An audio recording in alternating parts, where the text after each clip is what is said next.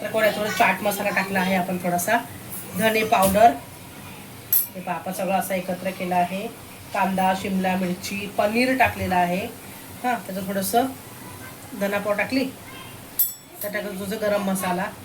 ठीक आहे, थोडंसं तिखट टाकायचं, तिखट का जास्त नाही टाकायचं, मग तिखट टाकायचं. याला चांगलं मिक्स करायचं. याला चांगलं असं मिक्स करायचं.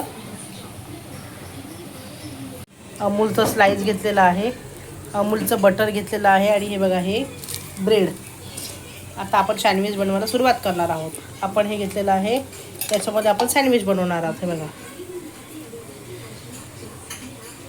मस्त बघित सर्व ब्रेडना आम्ही आता मेयोनीज लावतोय आणि अमूलचं चीज लावतोय. हे बघा, आणि अमूलचं बटर हे असं मस्त बघित सर्व ब्रेडना लावून घ्यायचं, जेणेकरून टाईमपास होत नाही. तोंडाला चव लागले की फटकन तोंडात जातं लगेच दुसरा पान, म्हणजे वेट करायची गरज नाही. हे बघा मस्तपैकी असं लावून घ्यायचं मेयोनीज. अमूलचं बटर घेतलं आहे, अमूलचं चीज घेतलं आहे.